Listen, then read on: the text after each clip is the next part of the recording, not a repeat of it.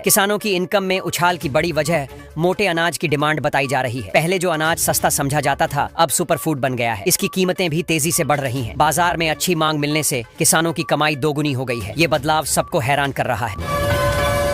12 जिले से चौंकाने वाली खबर आई है। कृषि विपणन बोर्ड के 2 अभियंताओं के पास से 1,41,000 रुपए की नकदी बरामद हुई है। जांच एजेंसियों ने उन्हें पकड़कर पूछताछ शुरू कर दी है। बताया जा रहा है कि यह पैसा संदिग्ध रूप से लिया गया था। फिलहाल मामला सुर्खियों में बना हुआ है।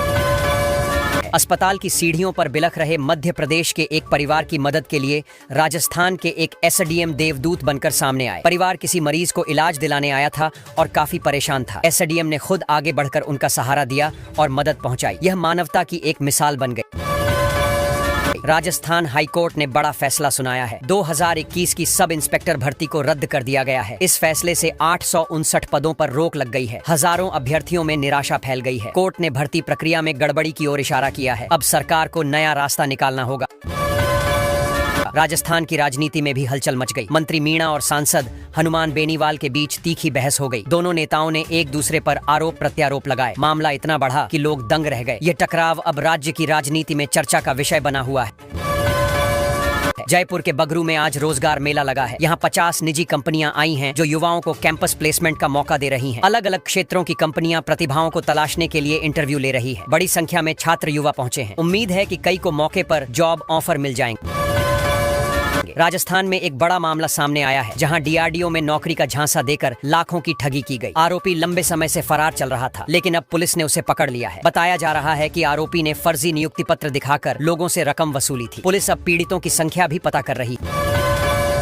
हनुमान बेनीवाल ने फिर सरकार पर निशाना साधा है। उन्होंने पेपर लीक मामले और हाईकोर्ट के फैसले को लेकर गुस्सा जताया। बेनीवाल ने साफ कहा कि अगर सरकार ने जल्द कार्रवाई नहीं की तो वे दिल्ली कूच करेंगे। उनका आरोप है कि युवाओं के भविष्य के साथ खिलवाड़ हो रहा है। वे न्याय की लड़ाई जारी रखेंगे। किरोड़ी लाल मीणा ने बड़ा दावा किया है। उनका कहना है कि राज्यसभा चुनाव के समय हनुमान बेनीवाल को पैसे दिलाए गए थे। इस दावे से राजस्थान की राजनीति में हलचल मच गई है। मीणा का बयान आने के बाद लोग तरह तरह की अटकलें लगाने लगे हैं। अब देखना होगा बेनीवाल इस पर क्या जवाब देते हैं। उस्मानी समाज ने राजस्थान में शिक्षा और प्रतिभा को बढ़ावा देने के लिए सम्मान समारोह आयोजित किया। उत्कृष्ट छात्रों और योगदानकर्ताओं को पुरस्कार दिए गए। समाज ने कहा कि शिक्षा ही तरक्की की राह है। इस अवसर पर सामाजिक योगदान और शिक्षकों की भूमिका की भी सराहना की। राजस्थान में भारी बारिश से हालात बिगड़ गए। कई जिलों में बाढ़ और जलभराव की स्थिति बनी। सड़कें, मकान और घर प्रभावित हुए। प्रशासन ने राहत और बचाव कार्य शुरू कर दिए। प्रभावित लोगों को सुरक्षित स्थानों पर पहुंचाया जा रहा है। स्कूलों में छुट्टी और परिवहन बाधित होने की सूचना है। गुजरात और राजस्थान समेत कई राज्यों में बहुत भारी बारिश की संभावना है। मौसम विभाग ने येलो अलर्ट जारी किया। आम जनता और किसानों को सतर्क रहने की सलाह दी गई। निचले इलाकों में जलभराव से बचाव, सड़क यातायात में सतर्कता और बच्चों को स्कूल न भेजने के निर्देश दिए गए। राजस्थान हाईकोर्ट ने 2021 की सब इंस्पेक्टर भर्ती परीक्षा को रद्द कर दिया है। कोर्ट ने कहा कि ओवरेज उम्मीदवारों के साथ भेदभाव नहीं हो सकता। इस फैसले से युवाओं को दोबारा परीक्षा का मौका मिलेगा। अब सरकार को परीक्षा प्रक्रिया लागू करनी होगी, जिससे उम्मीदवारों को राहत मिलेगी। जयपुर समेत राजस्थान के 15 शहरों में झमाझम बारिश हुई। खासकर बांसवाड़ा जिले के सज्जनगढ़ इलाके में 5 इंच से ज्यादा पानी बरसा। बारिश से किसानों के चेहरे खिल गए, लेकिन कई जगहों पर जल भराव और ट्रैफिक जाम की स्थिति भी बन गई। मौसम विभाग ने आगे और बारिश की संभावना जताई। राजस्थान हाईकोर्ट का बड़ा फैसला सामने आया है। 2021 की एसआई भर्ती परीक्षा को पूरी तरह रद्द कर दिया गया। कोर्ट ने माना कि नियमों के चलते कई युवाओं के साथ अन्याय हुआ। अब नई भर्ती प्रक्रिया शुरू होगी और उम्मीदवारों को एक और मौका मिलेगा। फैसले से बेरोजगार युवाओं में उम्मीद जगी है। राजस्थान सरकार ने बड़ा ऐलान किया है कि RGHS यानी राज्य कर्मचारी स्वास्थ्य योजना में बड़े बदलाव किए जाएंगे। स्वास्थ्य मंत्री ने कहा कि अब सिस्टम को पूरी तरह फुल प्रूफ बनाया जाएगा, ताकि मरीजों को सही समय पर सुविधा मिल सके। इससे सरकारी कर्मचारियों और पेंशनर्स को राहत मिलने की उम्मीद है। राजस्थान को खेलों की दुनिया में एक नई पहचान मिलने जा रही है। खेलो इंडिया यूनिवर्सिटी गेम्स की मेजबानी राज्य करेगा। मुख्यमंत्री शर्मा ने कहा कि इस आयोजन से युवा खिलाड़ियों को बड़ा मंच मिलेगा और राजस्थान खेलों के नक्शे पर मजबूत स्थिति बना पाएगा। आयोजन से पर्यटन और स्थानीय अर्थव्यवस्था को भी बढ़ावा मिलेगा। अगस्त को राजस्थान में भारी बारिश की चेतावनी जारी हुई है। मौसम विभाग ने आंधी तूफान के साथ तेज बारिश की संभावना जताई है। अगले 7 दिन तक प्रदेश के विभिन्न हिस्सों में अलर्ट रहेगा। किसानों और आम जनता को सतर्क रहने और निचले इलाकों में जल भराव से बचाव की सलाह दी गई। राजस्थान में मानसून ने कहर मचाया। औसत से 177% अधिक बारिश हुई। 18 प्रमुख डैम ओवरफ्लो हो गए। कई नदियां उफान पर हैं और ग्रामीण प्रभावित हैं। प्रशासन ने राहत कार्य तेज किए। किसानों और ग्रामीणों को सतर्क रहने और जल भराव से बचने के निर्देश दिए गए। किसानों के हित में मुख्यमंत्री ने बड़ा फैसला लिया है। अब विकेंद्रित सौर संयंत्रों से जुड़े फीडरों में तुरंत कृषि कनेक्शन जारी किए जाएंगे। इसका मतलब यह है कि किसानों को बिजली कनेक्शन के लिए लंबा इंतजार नहीं करना पड़ेगा। खेती किसानी के काम में आसानी होगी और उत्पादन भी बढ़ेगा।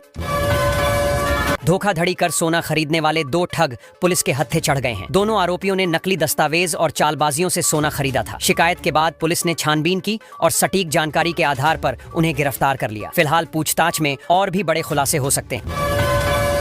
अजमेर को खेलों का नया हब बनाने की तैयारी शुरू हो चुकी है। देवनानी ने कहा कि यहाँ खिलाड़ियों को नई पहचान मिलेगी और आधुनिक सुविधाएं उपलब्ध कराई जाएंगी। इससे युवाओं को करियर के नए अवसर मिलेंगे। अजमेर खेलों के लिए देश भर में अपनी खास पहचान बनाएगा।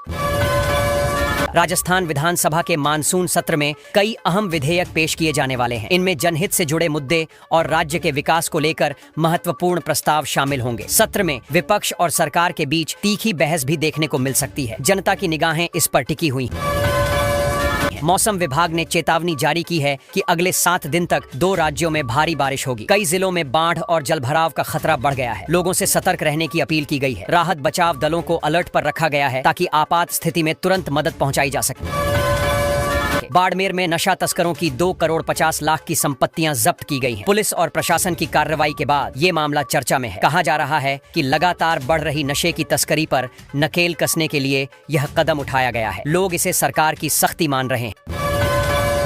मुख्यमंत्री भजनलाल शर्मा ने सड़क निर्माण में देरी पर साफ संदेश दिया है। बैठक में उन्होंने कहा कि अब देरी हुई तो ठेकेदारों से वसूली की जाएगी। ये कदम इसलिए जरूरी है ताकि सड़क प्रोजेक्ट समय पर पूरे हों। सरकार चाहती है कि आम जनता को सुविधाएं बिना देरी मिले। पूर्व मंत्री डॉ. अरुण चतुर्वेदी ने कहा कि कांग्रेस सरकार की करतूतों पर कोर्ट ने मोहर लगा दी है। उनका कहना है कि कांग्रेस ने जनता को गुमराह किया और अब सच्चाई उजागर हो रही है। इस बयान को लेकर राजनीति और तेज हो गई है। बीजेपी इसे अपने पक्ष में मुद्दा बना रही है। वसुंधरा राजे का बयान इन दिनों चर्चा में है। उन्होंने कहा कि हर इंसान के जीवन में वनवास आता है। लोग इसे उनके राजनीतिक जीवन से जोड़कर देख रहे हैं। कुछ का मानना है कि राजे अपने भविष्य को लेकर इशारा कर रही हैं। सोशल मीडिया पर यह बयान खूब वायरल हो रहा है।